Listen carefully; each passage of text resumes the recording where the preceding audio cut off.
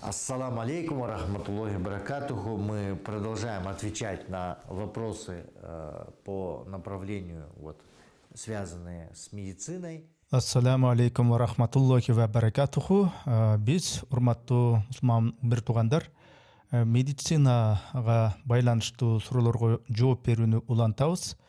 Кийинки суроо мындай: кан куюуга жана донор болууга уруксат берилгенби деген суроо экен. Жалпысынан айтканда, кан куюу жана донор болуу исламда, ислам дининде, шариатта уруксат берилген. Башкача айтканда, эгер бул адамдын өмүрүн сактап калууга себеп болсо, анда бул иш адал болуп эсептелет. Башкача айтканда, ислам этикасы шариаты өмүрдү сактап калуу принциптерине негизделет. Аллах субханаху ва тааля Аль-Майда сүрөсүндө мындай деп айтат: ким бир өмүрдү сактап калса дейт, ал бүтүндөй адамзатты сактап калгандай болот дейт. Бул абдан маанилүү жагдай, маанилүү аспект. Ошондуктан кан куюу жана донор болууга шариатта, исламда жол берилет. Биринчиден, эгер бул адамдын өмүрүн сактап калуу үчүн зарыл болсо, ошол ниетте болсо, мисалы операция, жаракат алган учурлар болуп калат, башка оорулар болуп калат, ошондой учурларда бул мүмкүн. Экинчиси, эгер бул донордун өзүнүн ден соолугуна олуттуу зыян келтирбесе, түшүнүп атасызбы? Башкача айтканда, ал сөзсүз дарыгерге кайрылып, кан тапшыра алабы же жокпу, тапшырса болобу жокпу, жана бул анын ден соолугуна зыянын тийгизеби же тийгизбейби, ушуларды бир тактап алышы керек. Акча маселеси боюнча эми аалымдардын, диний аалымдардын басымдуу бөлүгүнүн пикиринде кайрымдуулук катары кан тапшырууга болот. Анан албетте суроо туулат: негизи эле мындай кан сатууга болобу деген суроо. Биринчи кезекте бул мындай колдон келсе андай кылбай эле кое турган амал болуп эсептелет. Эми муну макрух деп коет. Тактап айтканда, эми бул тыюу салынган иш эмес, бирок колдон келишинче каалоого жараша андай кылбай эле койсо жакшы болмок деген иш да. Адамдын денесинин бир бөлүгү деп эсептелинет ошол кан дагычы. Ал эми дене мүчөлөрүн сатуу исламда тыюу салынган. Ошондуктан өз каныңды сатып, бул үчүн эми акча алуу, бул эми мындай бир жагымсыз эле иш болуп эсептелет да. Бирок мен мурун дагы айтып кеттим, ошо мурда айтып кеткендей, эгер бул өмүр же ден соолук үчүн зарыл болсо, анда ошол донорлук үчүн компенсация алууга уруксат берилет. Айрым учурларда донор болууга тыюу салынат. Кандай учурларда? Биринчиси, эгер донор болуу адамдын ден соолугуна зыян алып келсе. Мисалы, кимдир бирөө, кайсы бирөө дайыма кан тапшырып жүрүп, кийин дарыгерлер, врачтар ага: "Ой, карачы, сен мындан ары кан тапшырганга акың жок, болбойт сага. Бул сен үчүн зыяндуу" десе, башкача айтканда, ошол кишинин организми канын гемоглобинин калыбына келтире албай калса, ал болсо кайра кан тапшыра берсе, мындай учурларда донорлук, эгер ал ошол донордун ден соолугуна зыян болуп атпайбы, андай учурда тыюу салынат, арам болуп эсептелинет. Экинчиси, эгер кан шариатта уруксат берилбеген максаттар үчүн колдонулса, ал кандай максаттар? Мисалы, кандайдыр бир эксперименттерде жана бул үчүн негиздүү себептер болбосо, жалпысынан айтканда, кан донору болуу исламда уруксат кылынган. Жана эгер бул адамдарга жардам берүү максатында жасалса, албетте абдан бир чоң сооптуу иш болуп эсептелинет.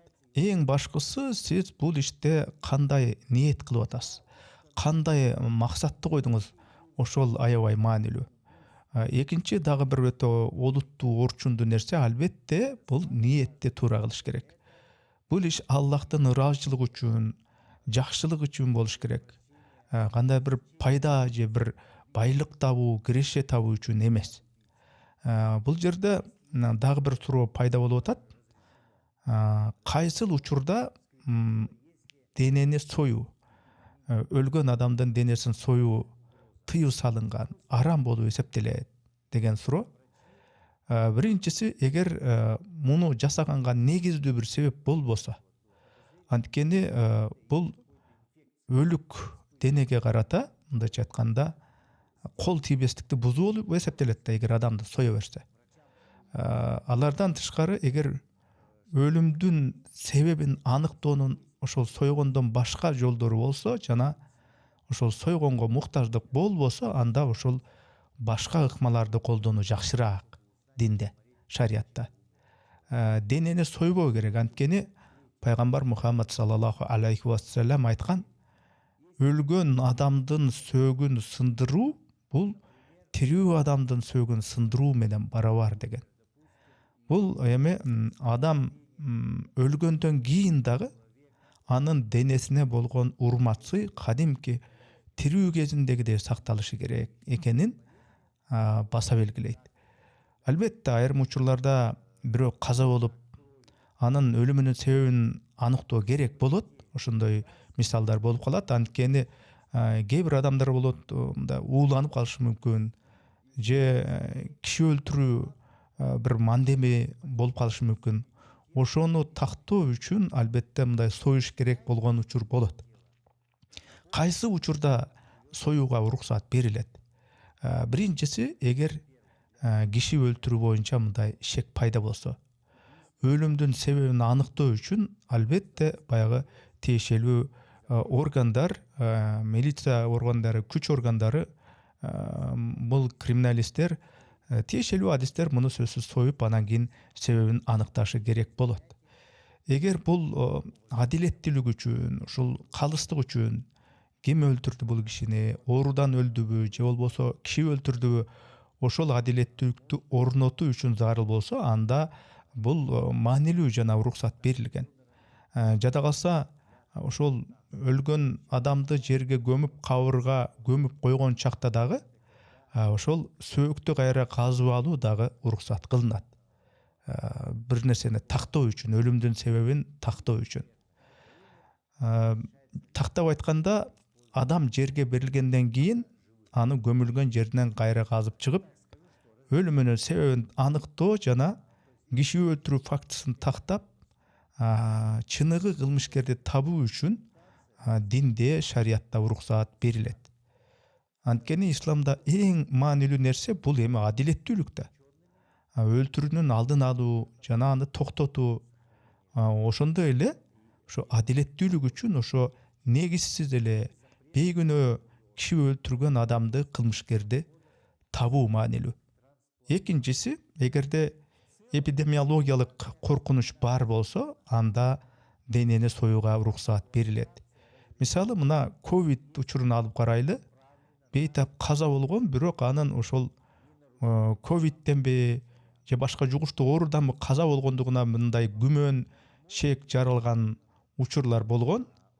Эгер илдет жайылып жатса, аны токтотуу, ага каршы туруу үчүн дарыгерлер, врачтар, медиктер бул кайсы оору экенин билиши керек болот да. Ошондуктан өлгөн адамдын денесин союу аркылуу гана ошонун негизин аныктоо зарыл болуп калат.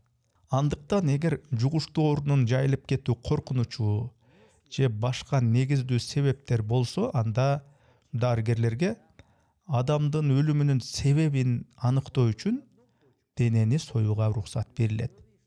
Анан үчүнчү учур бул медицина жаатындагы максаттар үчүн. Эгерде ал башка адамдардын өмүрүн сактап калууга жардам берсе, мисалы, кимдир бирөө каза болуп, анын сейрек кездешкен ооруга чалдыкканына шек жаралып калды дейли. Адамдардын арасында дагы ошол оорудан жабыркагандар бар. Аларды дарылаш керек. Мисалы, кан рагы болуп калат. Ошол оорунун дабасын табуу үчүн дагы денени союуга уруксат берилет. Башкача айтканда карап көрө турган болсок, ислам негиси жок эле, негизсиз эле союуга жол бербейт жана аны колдобойт. Бирок кээ бир өзгөчө учурларда жана зарылчылык болуп калса, ошол себептерге, негиздүү, жүйөлүү себептерге таянып, анан денени союуга уруксат берет. Мисалы, киши өлтүрүү фактыларын аныктоо үчүн, адилеттүүлүктү, коопсуздукту орнотуу жана коомдук саламаттыкты камсыз кылуу максатында. Ошондуктан эгер союудан качууга мүмкүнчүлүк болсо, сойбой эле коюу мисалы үчүн зарыл болсо, анда аны жасабоо жакшы.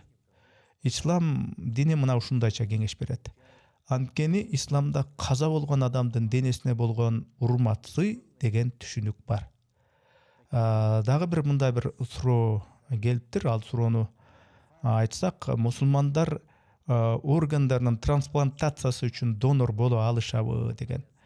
Башкача айтканда, орган алмаштыруу, трансплантация исламда уруксат кылынганбы деген суроо. Мисалы, кимдир бирөө өзүнүн бир органын, мисалы бөйрөгүн башка бирөөгө берип жатса, же бирөө каза болуп, анын органдарын тирүү адамдарды сактап калуу үчүн, куткаруу үчүн колдонуу уруксатпы дегендей суроо. Эми мен муну мынтип айтайын. Так айтып коеюн, бул уруксат. Башкача айтканда, адам каза болгондон кийинки донорлукка уруксат барбы? Орган трансплантациясы бул исламда эми аалымдар арасында талкууланып жүргөн маселе жана аалымдар тарабынан өмүрдү сактап калуу принциптерине таянып каралат. Экинчи, маркумдун денесине урмат менен мамиле кылуу жана органдар менен соода кылууга бир коммерциялык максатты көздөөгө мындай тыюу салынат. Бул принцип эске алынат. Мына ушул исламдагы бул маселеге болгон 3 негизги принцип. Жалпысынан алганда, орган трансплантациясы исламда уруксат кылынган. Эгер ал өмүрдү сактап калууга багытталган болуп, анан шариаттын эрежелерине каршы келбесе, анда мындай учурда трансплантацияга уруксат берилет. Демек, ушундай шартта суроо туулат: адам тирүүсүндө орган донору боло алабы? Мисалы, кимдир бирөө каза болуп баратат, анын баласын же башка бир кишини куткарып калуу керек болуп, ошол учурда анан кийин донор табылат. Бул учурда аны өзүнүн органын берүүгө даяр болгон, өз каалоосу менен болгон ыктыярчы катары айтсак болот, мындайга уруксат берилет. Биринчи шарт бул донордун ден соолугуна олуттуу зыян келтирбесе. Мисалы, адам бир бөйрөгүн берет, бирок экинчи бөйрөгү толук иштеп турушу керек. Башкача айтканда, ал бөйрөгү соо жана ишке жарактуу болушу зарыл. Эгер адамда экинчи соо жана иштеп жаткан бөйрөгү калса, анда уруксат. Экинчи шарт бул иш соода сатык менен байланыштуу болбошу керек. Башкача айтканда, исламда өз органдарын сатууга жана ал үчүн акча алууга, аны менен баюуга, киреше табууга катуу тыюу салынат. Мына кээде Кыргызстанда мындай бир окуялар болуп калат. Айрым адамдар өзүнүн бөйрөгүн сатып, белгилүү бир акчаны алыш үчүн, табыш үчүн, андан кийин ошол акчага бир той аштарды өткөрүүнү пландап алышат да. Мисалы, үйлөнүү тоюна сарпташат, же уулунун, же кызынын окуусунун контрагын төлөшөт. Мындай мисалдар бар. Бул аракеттер эми исламда тыюу салынган, харам болуп эсептелинет. Исламда орган соодасына тыюу салынган. Бул арам жана чоң күнөө болуп саналат. Аллах субханаху ва тааля Курандагы Ал-Майда сүрөсүндө мындай деп атат: ким бир адамдын өмүрүн сактап калса, ал бүтүндөй адамзатты сактап калгандай болот деген. Өмүр сактап калууга себепкер болгон адам, мисалы, кан берип же бөйрөгүн берген донор болсо, ал жараткан Аллахтын алдында бүтүндөй адамзатты сактап калгандай соо алып атпайбы? Европадағы ислам фатва кеңеши жана Ал-Асқар фатва кеңеши егер трансплантация шариаттын шарттарына жооп берсе, ага уруксат беришет. Мунун негизинде дагы бир суроо пайда болот. Адам каза болгондон кийин донор болууга болобу деген. Эми баягы өлө элегинде эле баягы органдарын донор кылган бул көрүнүштү кандай түшүнсө болот? Адам каза болот, анын жүрөгү, бөйрөгү, боору жана башка органдары алынып, анан колдонулат. Башында тыюу салынган учурлардан баштайлы, эмнеге тыюу салынат? Эгер бул иш адамдын тирүүсүндө макулдугу жок, же анын үй бүлөсүнүн жакындарынын уруксатысыз жасалса, бул эми шариатта тыюу салынат. Мисалы, бир адам каза болду, бирок ал тирүүсүндө эч кандай ушундай керез калтырган эмес, менин органдарымды пайдалана бергиле деген. Денесин донорлукка бир арнаган эмес, жана анын үй бүлөсү дагы уруксаат берген эмес. Демек, маркумдун жакындарынын уруксааты же анын жазуу түрүндөгү макулдугу жок болсо, кандай бир документтер жок болсо, бул ишке тыюу салынат. Бул харам болуп эсептелет жана мындан тышкары мыйзам боюнча дагы баягы кылмыш жоопкерчилигине тартылат. Мындай көрүнүш эми баягы көмүскө жол менен жасалган кара трансплантология деп аталат. Эми мындайча айтканда мыйзамсыз донорлук. Экинчиден, эгер маркумдун органдары аны кемсинтүү же жек көрүндү абалга алып келсе, муну дагы жасоого болбойт. Буга дагы тыюу салынган. Үчүнчүдөн, эгер бул иш коммерциялык максаттарга байланыштуу болсо, башкача айтканда маркумдун денесин же анын органдарын сатууга багытталса, көздөлсө, мунун баары тыюу салынган иштер. Эми эмнелерге уруксат берилет? Маркумдун денесинен тирүү адамдарды куткарып калуу максатында орган алуу мына төмөнкү шарттарда уруксат кылынат.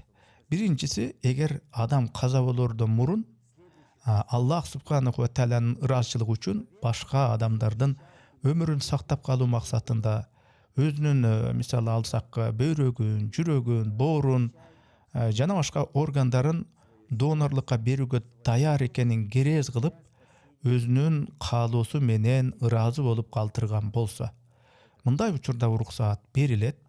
Экинчиси, мисалы адам макулдугун бербестен каза болуп калат, бирок анын үй бүлөсү башка бирөөнүн бөйрөккө муктаж болуп өлүм астында турганын көрөт. Бул учурда эгер маркумдан керез калбагандыгына карабастан, анын үй бүлөсү башка бирөөнүн өмүрүн сактап калуу үчүн орган алууга макулдуктарын берсе, анда уруксаат берилет. Бул учурда сооп маркумдун өзүнө жазылат жана үй бүлөсү дагы уруксаат бергени үчүн өзүнчө бир соопко ээ болушат. Кийинки шарт, эгер бул башка бирөөнүн өмүрүн сактап калууга себеп болсо жана операция маркумдун денесине урмат менен жүргүзүлсө.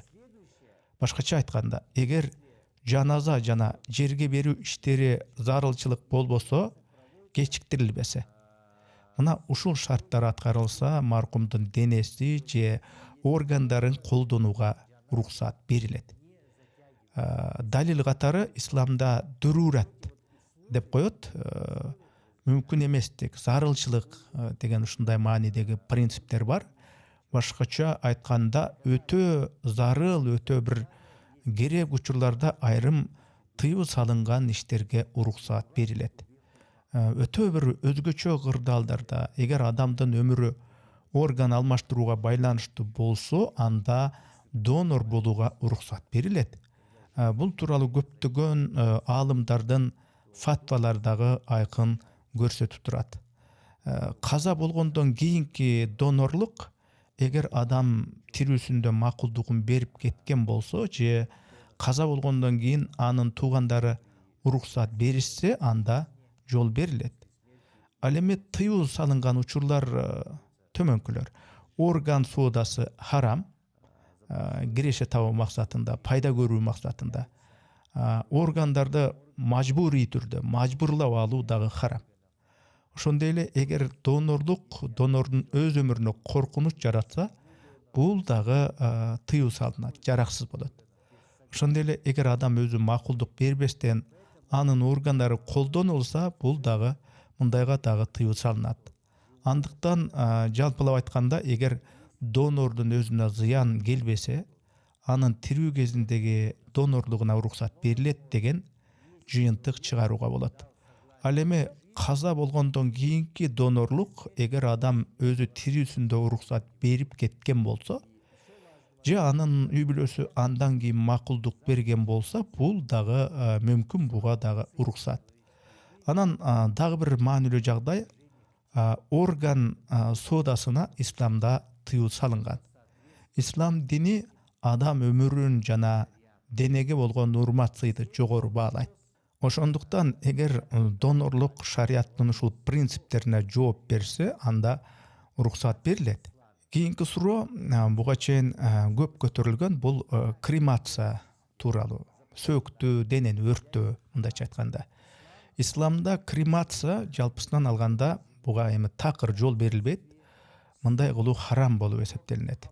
Ислам дини маркумду Пайгамбар Мухаммад саллаллаху алейхи вассаламдын сүннөтүнө ылайык кылып жерге коюуну буйруйт. Ошондой эле бул бардык пайгамбарлар жана Аллахтын элчилери алып келген сүннөткө ылайык келет. Эгер мына байкасаңыз, байкап карасаңыз, иудаизмде дагы, христианчылыкта дагы, башка авраамдык диндерде дагы адамды жерге берүү артыкчылыктуу амал болуп эсептелет. От, күйүп турган от, негизинен жазалоо жана тозок менен байланыштуу болгондуктан исламда денени өрттөө адамдык ар-намысты тебелөө катары бааланат.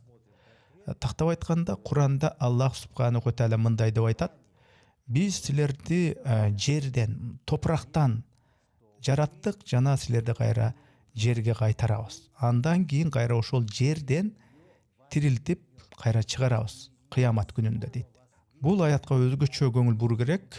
Анда адамдын денеси мындай жок кылынбай, кайра жерге кайтарылышы керектиги так айтылган. Пайгамбар Мухаммад саллаллаху алейхи вассалам айткан: өлгөн адамдын сөөгүн сындыруу тирүү адамдын сөөгүн сындыруу менен барабар деген. Бул хадисти Ибн Мажа жана Абу Даудтун хадистер жыйнактарынан табууга болот. Бул хадис адам каза болгондон кийин, өлгөндөн кийин дагы анын денеси урмат менен каралышы керек экенин ырастайт. Жалпысынан алганда ислам дини отко берүү эмес, адамды жерге берүү амалын гана туура көрөт. С уважением. А в целом именно в исламе запрещается предавать огню, только предание земле. Урматтуу туугандар, бул видео интернет аламында канча убакыт турбасын, аны канчалаган адамдар көргөн сайын ушул видеонун чыгышына себеп болгон, аны каржылагандар үзгүлтүксүз соопко ээ болушат.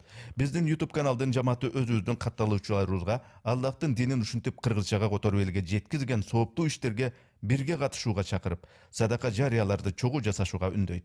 Бул сыяктуу видеолордон түшкөн каржы башка тилдерден көз майды коротуп которгон, аны аудиолоштуруп окуган, видеолоштуруп иреттештирип мээнеттенген жамааттын иши үчүн ыйгарылат. Аллах кимге кааласа соопту көбөйтүп берет. Чындыгында Аллах баарын камтуучу, билүүчү.